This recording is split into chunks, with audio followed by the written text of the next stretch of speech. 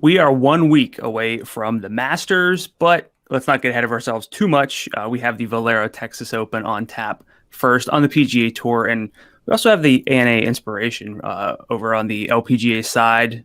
So that's a major. My Sims are pretty big on Nelly Korda, Danielle Kang, Seong Kim. It's pretty chalky. We can see here.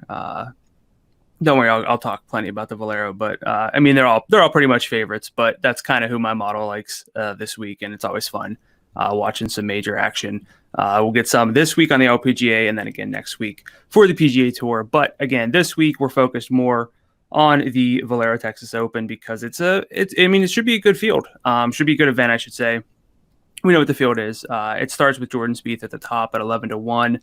On FanDuel Sportsbook, Tony Finau 13-1, Scotty Scheffler 15-1. So two of the top three, Spieth and Scheffler, got that Texas narrative this week. Abraham Answer seems to be getting a lot of love. I'm not quite as high on him at 19-1, same as Hideki Matsuyama.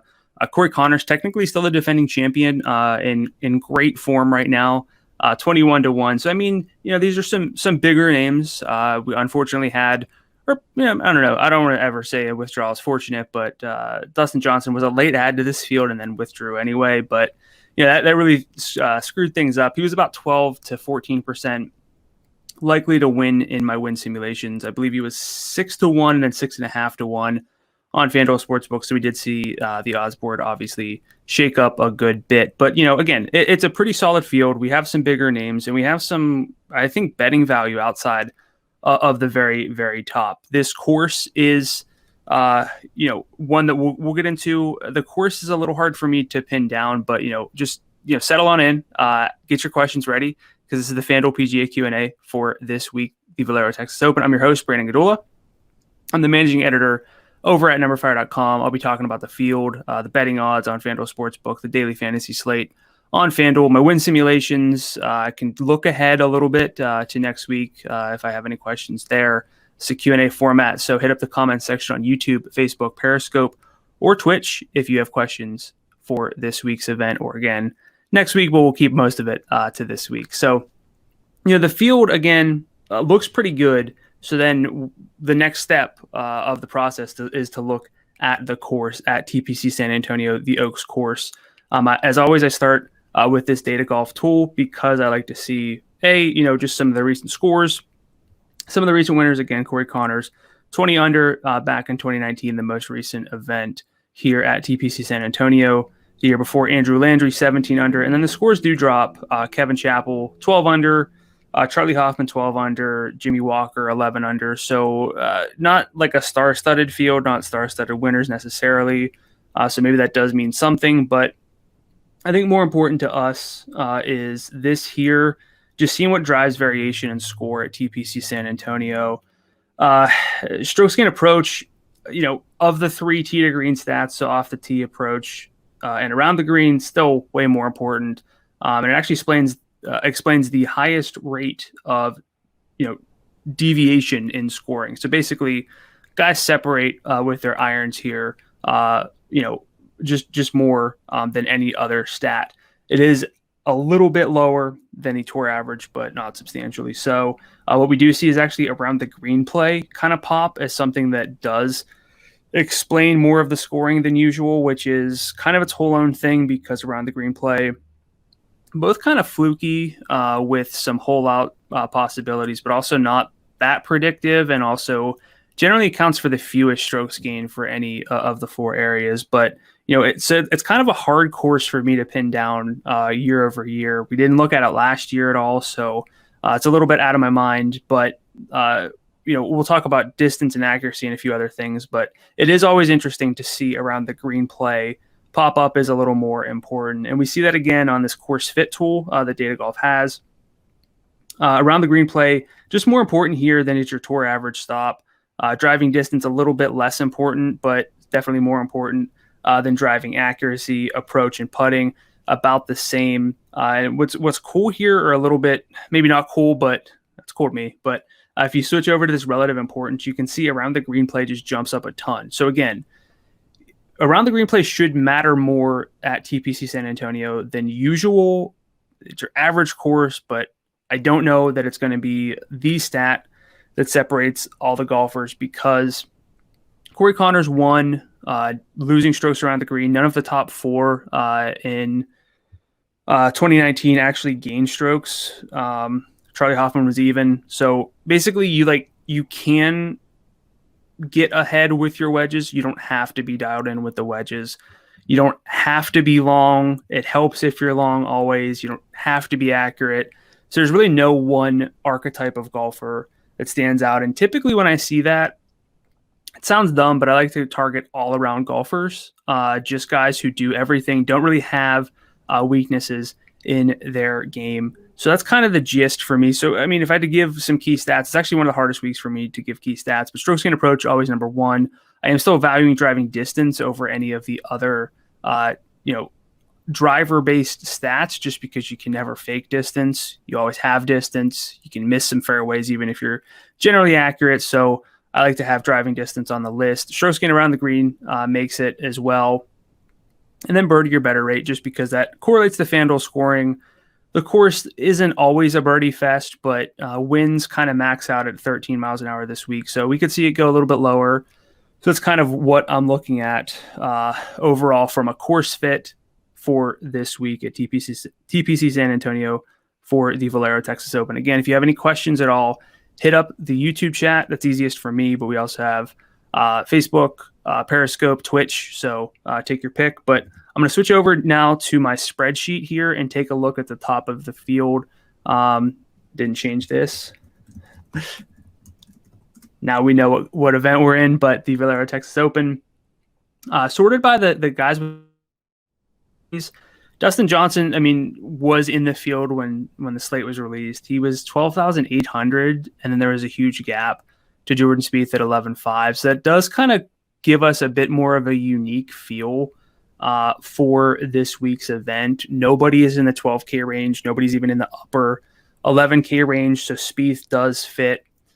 He sits at the top of the field. Tony Finau follows him. Scotty Scheffler, Corey Conners, Abraham Ancer round out the top five. As you can see here, there's kind of one standout in terms of my win simulations, which I derive from two different methods, basically. One is your long-term adjusted form across the three major tours to the PGA Tour, the European Tour, and the Korn Ferry Tour, and then one from your PGA Tour data, your strokes gain data, a little more granular, can adjust that more easily for course fit, and then I average those two out. But for me, Tony Finau does rate out as the most likely golfer to win, fairly substantially so. Doesn't necessarily make him a plus betting value at 13-1, but he is the pick here for me at the top from both a FanDuel perspective. And if I had to bet a favorite, it's going to be Tony Finau for sure. Leads the field in adjusted strokes gained total and adjusted strokes gained tee to green. If you adjust his putting numbers for the fields he plays in for recency, he actually rates out pretty well. 96 percentile relative to this field. So not quite green across the board. It's not a full-on Farah situation, as I mentioned last week or the week before. But Tony Finau, the closest thing we get to a Farah this week of green across the board. Now, Scotty Scheffler does actually fit that, but I'm a little more worried about the Bermuda putting for him. So just doesn't rate out as a plus putter on Bermuda over his PGA Tour sample. So that is a little bit of a concern, but I think Scotty Scheffler is going to go overlooked based on the popularity numbers that I'm seeing early on for Jordan Spieth, for Corey Conners, again, defending champion in really good form as well. Seems like Abraham Ancer is getting some buzz as well. So, I don't think you can really go wrong with any of the top five, but the way that I would rank them from a daily fantasy standpoint would be Tony Finau, Corey Conners, Jordan Spieth, and then Scotty Scheffler. I think Scheffler giving us the most leverage for sure. I have a question on YouTube from Aaron. Do you have any favorites in the low 9K range? Maybe thoughts on guys like Willett, Grace, and Gim. So actually earlier today on Tuesday on the Heat Check podcast with Jim Sonis, we talked a lot about how we didn't really care for that low 9,000 range. I'll pull that up here and try to zoom in. I think it's kind of a dead zone for me between 91 and 97. I know it's a lot to look at here, but realistically, I'm looking to kind of be above or below it. Gim is someone who I have some interest in. Jim liked him. He was like an almost for me. But Willett, not necessarily. Grace, not necessarily. I would rather go down to the 9K range. I have a lot of guys highlighted. That doesn't really mean anything. Just some guys I wanted to look at more for this week. But Eric Van Rooyen, Sebastian Munoz, I would prefer to Doug Gim. I'll actually, because it's just a 3, I can put those guys into this finder here. So we went to Danny Willett, Brandon Grace. The E just as a Brandon, it's not doesn't really jive with me. And then Doug Gim. So Gim again was the guy that I was considering out of this range. The reason for that is just the best long-term form in terms of adjusted strokes gained. Again, weighted for field strength, weighted for recency. Just more green in his data, his long-term data.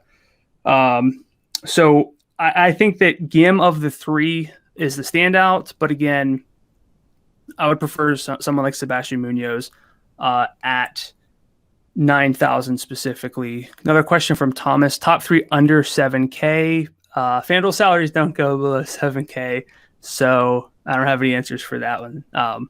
But if I had to give some of my favorite guys in the 7K range,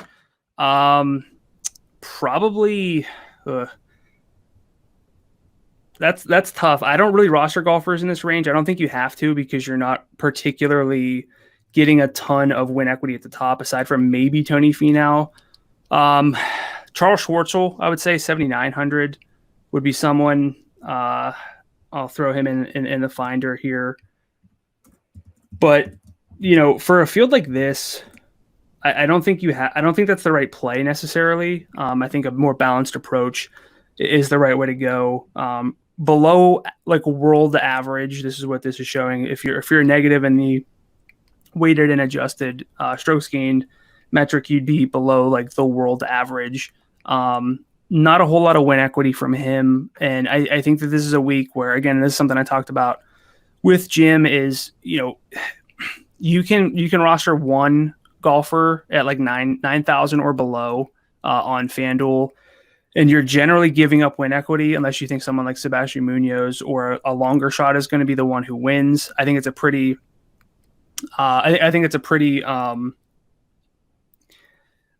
I just think it's a week where you got to go more balanced overall. That way you're getting at least 5 guys with realistic win odds. You can kind of see the win odds, whether it's my model or just the betting market. They really fall off as you get down in this range. Someone like Sepp Straka is fine at 8,600, but that's kind of where I am. Equivalent to FanDuel, then, I mean, hopefully this answers some stuff. I don't obviously know what the equivalent would be, but I think that for me on FanDuel, I'm kind of looking to have a baseline of about 8,600 for most of my lineups with Sepp Straka. Not a whole lot of guys below that kind of fit everything. Again, Charles Schwartzel, Peter Monanti, someone else I have earmarked, but I'm looking to kind of make that cutoff 86 and above, because again, if DJ were in the field and Dustin Johnson were 12-8, I would be way more receptive to looking at the very, very low end for this week. But I don't think, because we don't have DJ, we don't really have to do that. Gordon Sloan SIG range. Yeah, I mean, that should be about somewhere in there. Again, I would say Van Rooyen, Munoz, John Huh would be someone I'm in on down there. Patton Kazire. Those are the names that I'm targeting in the value range for this week. I think the best range, and this is why this is what's kind of driving my whole thought process from a DFS standpoint this week, is that this range here, basically from Charlie Hoffman down to Cameron Davis, these guys are almost all golfers I would like to target. Hoffman, Tringali, Siwoo Kim, Lonto, Zach Johnson, Sam Burns, Cameron Davis. They are all in that conversation for me for a primary cash game lineup. I think they're going to be good tournament plays. I think that's kind of where you start to see, you can see the win odds here for me in my simulations falling off around 97 and below. There are a few golfers, specifically the ones that I kind of have highlighted here. I think that like this is just a dead zone between 91 and 97 for the most part. Aaron Wise might be the one outlier there just because his putting's been so bad that it can't continuously be quite that bad long term. He made a cut and lost over 10 strokes putting, which doesn't really happen. Or in two others. I mean, he's not a good putter by any means, but he's also not that terrible to stay there forever.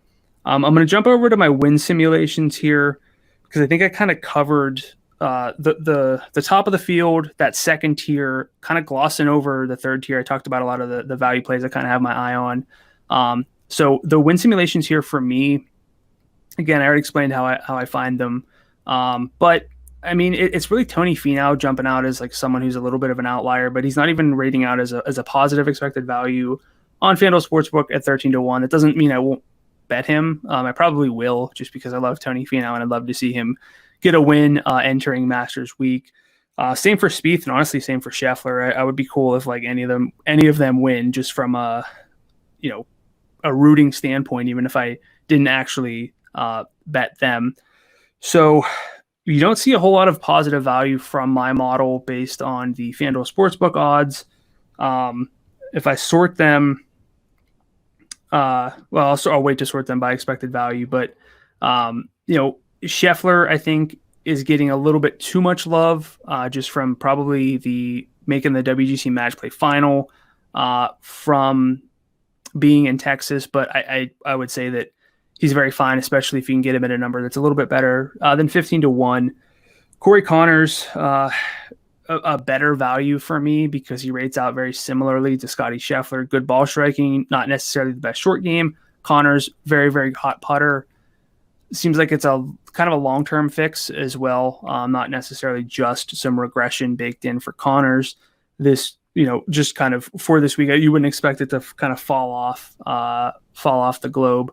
Ryan Palmer, rating out top 5 for.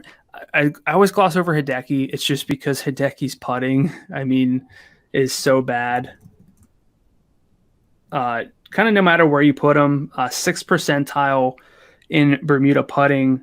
Even if you adjust for the tougher fields he plays in, I have him in the 28th percentile in overall putting on all surfaces over the past calendar year. The rest of it is like mostly green because it's Hideki and he's very good, but I just can never find myself. I'm over Hideki for the most part. This could easily be a week where, say, DJ withdrew, all eyes are on Spieth. It could be a week for Hideki, but for me specifically, I'm not quite there on Hideki at this point. Spieth specifically is probably worth talking about just because I find him very overvalued. It's hard to look like I let the data do the talking. I don't make a bunch of tweaks for. It's weighted for recency, so that's factored in, but Spieth still has a lot of bad data bogging him down. He might be someone I have to manually bump week after week because of his, apparently being over his injury, but I don't think 11-1 is the right number for him. He's got his own set of problems still. Specifically, the driving accuracy, it's just not there. So his strokes gained off the tee number just isn't very, very good at all, even for a field like this.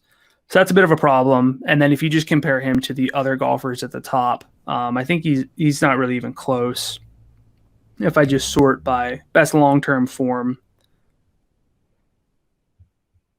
in the field, it's going to be Finau number 1, Spieth coming in 10th. So that's not the only way that I account for things, but for me, I wouldn't really bet Jordan Spieth at 11-1. I would be way more interested in Tony Finau for even a better number.